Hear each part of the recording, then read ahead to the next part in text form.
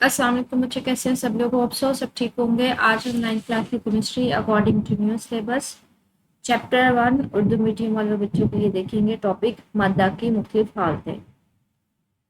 मादा की कौन कौन सी हालतें हैं, किस किस हालत में मादा पाया जाता है। कहते हैं ये दुनिया मादा और एनर्जी से मिलकर बनी है। मादा उसको कहते हैं जिसका कोई वजन होता है, जो कोई ना कोई जगह घेरती है। कोई भी चीज जिसका कोई वजन हो और उसको कहीं पे रखें तो वो कोई ना कोई जगह घेरे, वहां पे वो कोई ना कोई जगह ऑक्यूपाई करे, उसको हम मादा कहते हैं। कहते हैं हमारी ये जो सारी की सारी दुनिया ना, ये दो चीजों से मिलकर बनी है, एक मादा और एक एनर्जी। कहते हैं जो एनर्जी है एक गैर मादी शय है, मतलब इसका कोई वजन वगैरह नहीं होता, ना कोई जगह घेरती है, तो ये गैर मादी शय है। एनर्जी के अलावा हर वो चीज जो वजन रखती है, इसका हुजम होता है, मतलब इसका कोई ना कोई वॉल्यूम होता है, वो कोई ना कोई जगह घेरती है, उसको आप नाम देते हो मादा। ठीक है, तो ये मादा की डेफिनेशन है। मादा है क्या? कोई भी ऐसी चीज जिसका कोई वजन हो और उसका कुछ ना कुछ वॉल्यूम हो, तो उसका कोई हुजम होता है। हमारे इर्द गिर्द हर किस्म की मुख्तलिफ मादी अशिया बिखरी हुई हैं। कहते हैं हमारे इर्द गिर्द बहुत सारी चीज़ें हैं जिनका वजन भी होता है और वो कोई ना कोई जगह भी घेरती हैं, वॉल्यूम भी होता है। ठीक है, अब मादा की कौन सी शक्लें हैं हमारे इर्द गिर्द पाई जाती हैं। कहते हैं मादा बहुत सारी नुमाया हालतों में अपना वजूद रखता है, कि हमारे इर्द गिर्द मादा की बहुत सारी शक्लें हैं। हम अपनी रोजमर्रा जिंदगी में मादा की चार हालतों का मुशाहिदा करते हैं। कहते हैं हमारे इर्द गिर्द जो मादा है ना, वो चार हालतों में पाया जाता है। कौन कौन सी है? ठोस, जिसको हम सॉलिड कहते हैं। ठीक है, माया जिसको हम लिक्विड कहते हैं, गैस और प्लाज्मा, ये चार हालतें हैं जिसमें मादा पाया जाता है। ठीक है, मादा की चार हालतें कौन सी हैं? ठोस, माया, गैस और प्लाज्मा। ठीक है, तो इसमें आप ये दो चीजें याद करेंगे। मादा की डेफिनेशन, एनर्जी है गैर मादी शय, ये भी याद रखिएगा, ये एमसीक्यू वगैरह बन सकता है। और मादा की कौन सी हालतें होती हैं? ठोस, माया, गैस और प्लाज्मा। इनके अलावा कायनात में मादा कई दूसरी हालतों में पाया जाता है, लेकिन हम अब इनसे इतने शनासा नहीं है। कहते हैं अभी तक हमें जो ज्यादातर हालतें हैं वो यही चार पाई जाती है, इनके अलावा भी हैं लेकिन उनको हम लोग नहीं पढ़ेंगे। मादा की तीन आम और नुमाया हालतें ठोस, माया और गैस है। कहते हैं इन चार में से भी जो ज्यादा कॉमन है ना, जो ज्यादा नुमाया है, पाई जाती है हमारे इर्द गिर्द, वो कौन सी है? ठोस है, सॉलिड जिसको बोलते हैं, लिक्विड है और गैस। ठीक है, ठोस, माया और गैस। इन हालतों के एक दूसरे से मुख्तलिफ होने की तीन वजूहत होती है। कहते हैं ये जो तीनों हालतें हैं ना, एक दूसरे से मुख्तलिफ होती हैं। अब एक दूसरे से मुख्तलिफ होने की वजूहत क्या है वो बता रहे हैं। कहते हैं इनमें मौजूद ज़र्रात के दरमियान कशिश की कुव्वतें मुख्तलिफ होती हैं।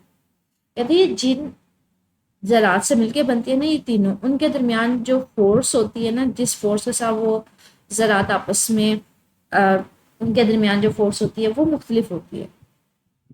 इनमें मौजूद ज़रात की तरतीब में भी फ़र्क होता है और किस तरह से वो ज़रात पड़े होते हैं वो भी फ़र्क होता है, और इन ज़रात के दरमियानी फासला भी मुख्तलिफ होता है। अच्छा, ये तीन आपको हालतें दिखाई गई हैं। ये गैस है, कोई सी भी आप हाइड्रोजन गैस ले लें, आप ऑक्सीजन ले लें, ये देखिए इसके जो ज़रात है ये आपस में कितने दूर दूर है। ठीक है, तो एक फ़र्क तो ये हो गया। ये माया है जिसको लिक्विड भी कहते हैं, पानी ले लें, इसमें जो ज़रात है वो आपस में काफ़ी पास पास है। ठोस है, इसमें तो बहुत ज़्यादा पास पास है। तो पहला ये फ़र्क हो गया। दूसरा फ़र्क ये है इनकी तरतीब, ये कहीं पे पड़ा, ये कहीं पे पड़ा, ये सारे ऐसे रैंडमली पड़े हुए हैं। ये थोड़े पास पास पड़े हुए हैं, मतलब थोड़ी सी तरतीब है। ये बहुत ज़्यादा सही वाली तरतीब के साथ पड़े हुए हैं। ठीक है, तरतीब का मतलब होता है एक सीक्वेंस बार बार होना। ये ऐसा सीक्वेंस है, ये भी ऐसा सीक्वेंस है, ये भी ऐसा सीक्वेंस है। ठीक है, एक जैसी तरतीब है, एक जैसे पड़े हुए हैं। ठीक है, अब इनमें जो फोर्स है दो ज़रात के दरमियान वो बहुत कम है, क्योंकि बहुत ज़्यादा दूर है। इनके दरमियान फोर्स थोड़ी ज़्यादा होगी, या आपस में बहुत ज़्यादा नज़दीक है तो इनके दरमियान फोर्स बहुत ज़्यादा होगी इन दोनों की निस्बत। तो ये तीन मेन फ़र्क है। पहली बात के इनके दरमियान फ़र्क डिफरेंट होता है, मुख्तलिफ होता है।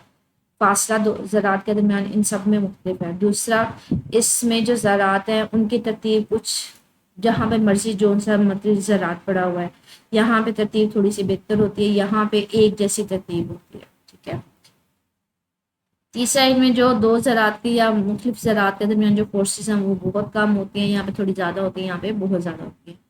इन 3 फ़र्क हमारे पास हमने देखे हैं, जिसकी वजह से ये हालतें एक दूसरे से मुख्तलिफ होती हैं।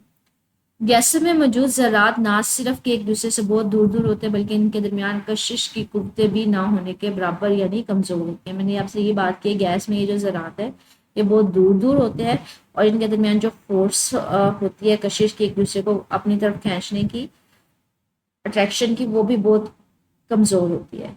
इन खसूसियात की वजह से गैसों को आसानी से दबाया जा सकता है। दबाने का मतलब है, अगर इसको मैं किसी चीज़ के अंदर डाल दूँ तो इसको आसानी से, अगर मैं ऊपर से फोर्स लगाऊँ तो ये नीचे दबाव हो जाता है, ठीक है, दबाया जा सकता है। इनकी डेंसिटीज भी बहुत कम होती है। डेंसिटीज होती हैं कि आप मैस ओवर वॉल्यूम होता है, ठीक है, इनका मैस बहुत कम होता है, वॉल्यूम ये ज़्यादा होता है, क्योंकि इनके दरमियान जो फासला होता है ज़रात के दरमियान वो बहुत ज़्यादा होता है, तो कहते हैं इनकी डेंसिटीज भी क्या होती है, कम होती है। गैस में मौजूद ज़रात के मुकाबले में मायात के ज़रात बगैर किसी तरतीब के आपस में ना सिर्फ के बहुत करीब होते हैं, बल्कि इनके दरमियान कशिश की कुव्वतें भी काफ़ी ज़्यादा होती है, कि आपस में बहुत पास पास होते हैं, इसलिए इनके दरमियान जो फोर्सेज होती है वो भी ज़्यादा मजबूत होती है। इस कुर्बत की वजह से मायात पर दबाव नहीं डाला जा सकता थे, इसके ऊपर आप फोर्स नहीं लगा सकते, इसके ऊपर दबाव नहीं डाला जा सकता। पानी को दबाया जा सकता है, पानी भी क्या है, माया है ना, तो उसको नहीं दबाया जा सकता। और गैसों के मुकाबले में इनकी कसाफत भी ज़्यादा होती है, मतलब मैस भी इनका ज़्यादा होता है, mess per unit volume densities होती हैं, ठीक है, कि किसी वॉल्यूम में कितना मैस है, तो ये ज़्यादा होता है।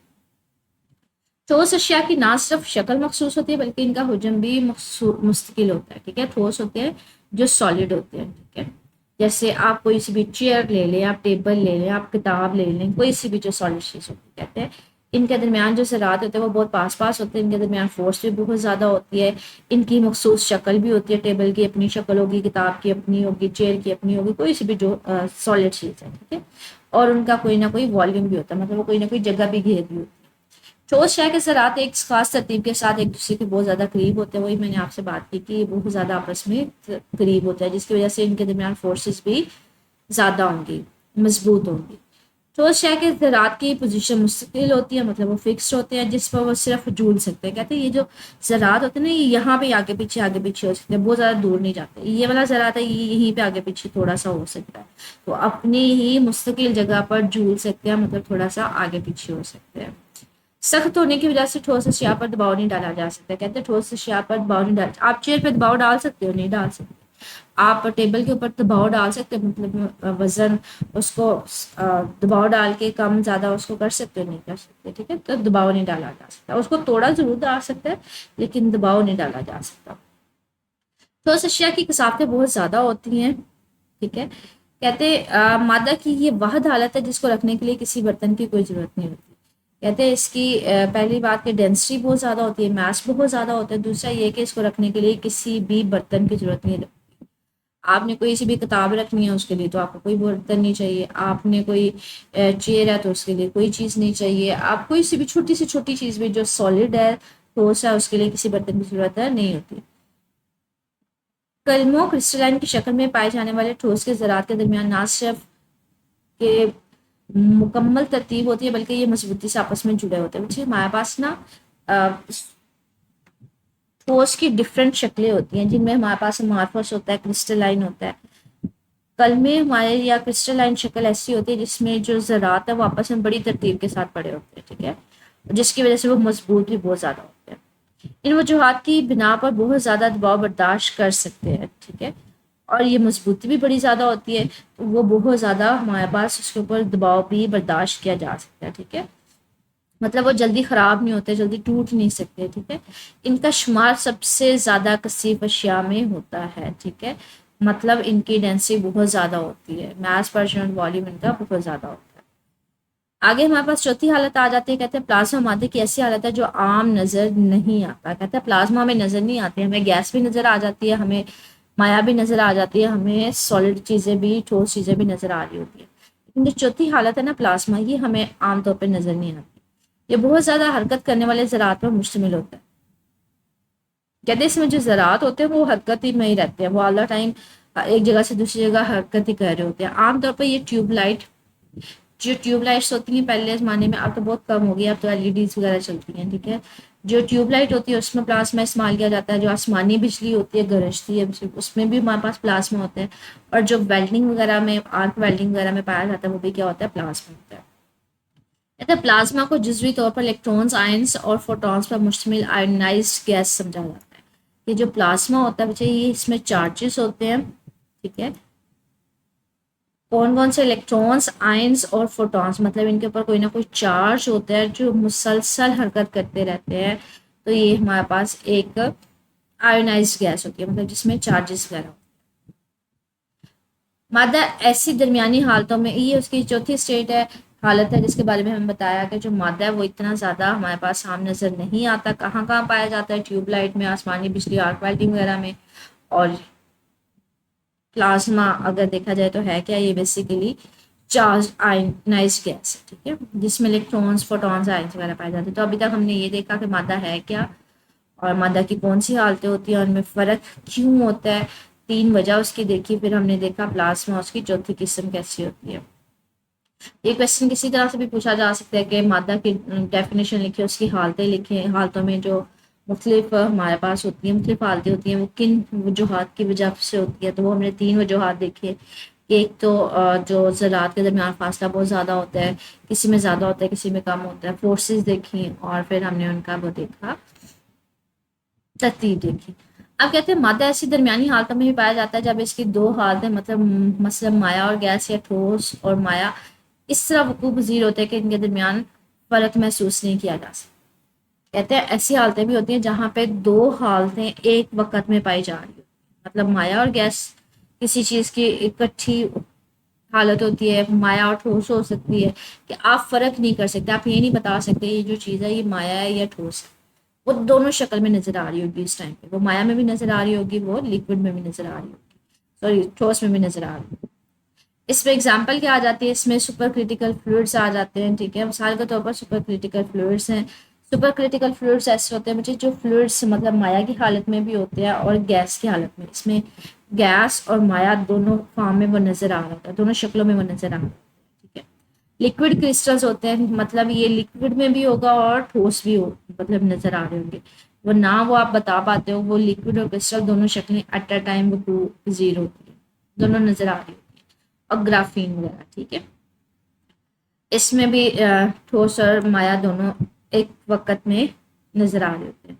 सुपर क्रिटिकल फ्लूइड मादा की ऐसी हालत है जो इस वक्त वकूअ पज़ीर होती है जब किसी गैस को बहुत ज़्यादा दबाव का सामना, ये यहाँ पे डेफिनेशन आ जाएगी। सुपर क्रिटिकल फ्लूइड्स ऐसे होते क्या है, कहते हैं हमारे पास मादा की ऐसी हालत है जो कब हमें नजर आती है, कब वकूअ पज़ीर होती है, जब किसी गैस को बहुत ज़्यादा दबाया जाता है, ठीक है।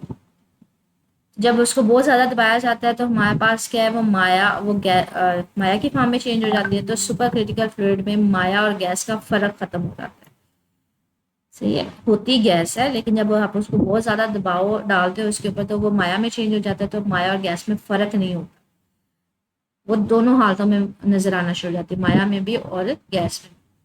ये हालत माया और गैस दोनों के ख्वास बैक वक्त जाहिर करती है, मतलब इसमें दोनों की खसूसियात नज़र आ रही होती है, माया की भी और गैस की भी। बास केमिकल रिएक्शंस जो आम सॉल्वेंट्स में वकूअ पज़ीर नहीं होते उनको सुपर क्रिटिकल फ्लूइड्स में वकूअ पज़ीर करने की कोशिश की जाती है। कहते हैं बहुत सारे रिएक्शंस होते हैं जो आम सॉल्वेंट्स, मतलब पानी हो गया, ये इस तरह की जो सॉल्वेंट्स हैं उनमें नहीं हो रहे होते तो उनको इनमें किया जा सकता है सुपर क्रिटिकल फ्लूइड्स में। तो इस सारे पैसेज में आप ये देखेंगे हमारे पास सुपर क्रिटिकल फ्लूइड्स होते क्या है, ठीक है। तो यहाँ से यहाँ तक आपके पास उसकी डेफिनेशन आ जाएगी। आगे कहते हैं लिक्विड क्रिस्टल। लिक्विड क्रिस्टल क्या होते हैं, मादा की ऐसी हालत है जो बैकवक्त माया और कलमी ठोस के पास जाहिर करती है। तो यहाँ पे पहले हमने सुपर क्रिटिकल फ्लूइड्स देखा, लिक्विड क्रिस्टल्स क्या होते हैं जिसमें लिक्विड माया की भी खसूसियात नजर आ रही होती हैं और ठोस की भी। लिक्विड क्रिस्टल को मुख्तलिफ आलात में मुख्तलिफ किस्म के मवाद को जाहिर करने के लिए इस्तेमाल करते हैं। मिसाल के तौर पर कंप्यूटर स्क्रीन, घड़ियाँ, क्लॉक्स और जहाज यानी के आलात में ये मालूमात को जाहिर करती है, ठीक है। तो ये इस तरह इसको इस्तेमाल आपके पास बता रहे हैं कि अच्छा ये होते क्या, कहाँ पे इस्तेमाल किया जाता है। कि कंप्यूटर की जो स्क्रीन होती है जहाँ पे जो हमें नज़र आ रहा होता है वो सब इस वजह से होता है। घड़ियाँ वगैरह जो हमें उसके ऊपर नंबर्स वगैरह टाइम पता चल रहा होता है, क्लॉक्स वगैरह में, वो सब में यही नज़र आ रहा होता है। ठीक है, तो यहाँ पे डेफिनेशन पूछी जा सकती है, लिक्विड क्रिस्टल्स क्या होते हैं और सुपर क्रिटिकल फ्लूइड्स क्या होते हैं। सुपर क्रिटिकल फ्लूइड्स को कहाँ पे इस्तेमाल किया जा सकता है, कुछ रिएक्शंस होते हैं जो आप सॉल्वेंट्स में नहीं होते और उनको सुपर क्रिटिकल फ्लूइड्स में लिया मतलब कुपोजीट करवाया जाता है। और लिक्विड क्रिस्टल्स क्या होते हैं, उनको कहाँ इस्तेमाल किया जाता है। आगे कहते हैं हमारे पास ग्राफीन। ग्राफीन क्या है, कहते हैं ग्राफीन दो और टू डायमेंशनल क्रिस्टल है, मतलब टू डायमेंशनल दो साइडें जिसकी होती है क्रिस्टल है, जिसमें कार्बन एटम से एक तय में इस तरह से तरतीब जुड़े होते हैं कि हेक्सागोनल शक्ल बन जाती है। ग्राफीन एक सख्त, लचकदार और हल्का मटेरियल होता है जिसकी इलेक्ट्रिकल मुजाहमत बहुत ज़्यादा होती है। ठीक है, अगर मैं इसकी आपको शक्ल दिखाऊं तो ये ग्राफीन होता है, इसमें ना 6 कार्बन एटम्स होते हैं हेक्सागोनल, 1 2 3 4 5 6, ये सारे कार्बन एटम्स हैं। ठीक है, और ये छः छः छः का इस तरह से हेक्सागोनल जो हमारे पास है, ये इस तरह से एक शक्ल बनी होती है। ठीक है, दूसरा कहते हैं ये हमारे पास लचकदार होता है, सख्त होता है, और ये करंट को इजीली मूव नहीं करने देता। ठीक है, तो करंट इजीली इसमें से मूव ऑन नहीं करती, मुजाहमत करता है। मुजाहमत, इलेक्ट्रिकल मुजाहमत का मतलब है ये करंट को गुजरने नहीं देता। हेक्सागोनल, इसमें 6 कार्बन एटम तरतीब के साथ एक तय में जुड़े होते हैं। ठीक है, तो ये ग्राफीन यहाँ पे हो सकता है शॉर्ट क्वेश्चन के, ग्राफीन की शक्ल कैसी होती है। ठीक है, 2 डायमेंशनल होता है, मतलब जिसमें 2 साइड होती है। मादा की वो हालतें जो इस दुनिया में नहीं पाई जाती, इनको एग्जॉटिक स्टेट्स कहा जाता है। तो यहाँ पे ये डेफिनेशन बन सकती है एग्जॉटिक स्टेट्स की। ठीक है, कि एग्जॉटिक स्टेट्स को क्या होती हैं, ऐसी हालतें मादा की जो हमारी दुनिया में नहीं पाई जाती, जिनमें कौन सा आ जाता है, डार्क मैटर। ये फिजिक्स में आप या केमिस्ट्री में डिटेल में आगे पढ़ेंगे, डार्क मैटर क्या होता है, बोस आइंस्टाइन मंचमन हालत क्या होती है, न्यूक्लियर मैटर क्या होता है, क्वांटम स्पिन लिक्विड क्या होते हैं।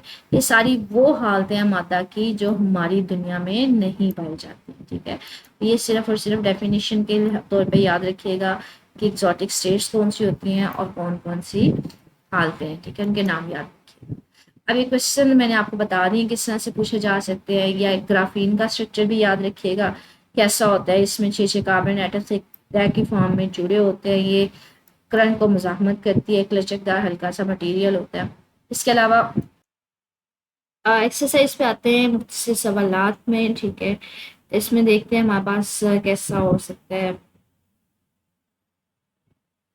यहाँ पे क्वेश्चन नंबर 5 है, सुपर क्रिटिकल फ्लूइड्स की अहमियत बयान करें। हमने कहा था कि सुपर क्रिटिकल पहले फ्लूइड्स बताएं होते क्या हैं, फिर बताएं कि बहुत सारे ऐसे रिएक्शंस जो नॉर्मल सॉल्वेंट्स में नहीं हो सकते, उनको इसमें भी फोकस करवाया। ठीक है, और इसके अलावा मादा की सुपर क्रिटिकल हालत कैसे दिखाई देती है ये भी आप पढ़ लेंगे, कि जिसमें आपके पास लिक्विड और माया और गैस दोनों एक टाइम में होते हैं। जब आप गैस को बहुत ज़्यादा दबाते हैं तो तब हमारे पास ये सुपर क्रिटिकल फोर्स होते हैं। ठीक है, तो इसके ये आगे तफसीली सवाल में भी है, सुपर क्रिटिकल फ्लूइड्स क्या है, आम लिक्विड से इनके फर्क को वाज़ा करें, इसको भी आप बताएंगे। तो दोबारा वही चीज़, तो ये रिपीटेडली ये क्वेश्चन बार बार पूछा जा रहा है। ठीक है, और इसके अलावा स्टिल मुझे कुछ पूछना हुआ मेरे से कमेंट सेक्शन में पूछ लीजिएगा। ओके, अल्लाह हाफिज़।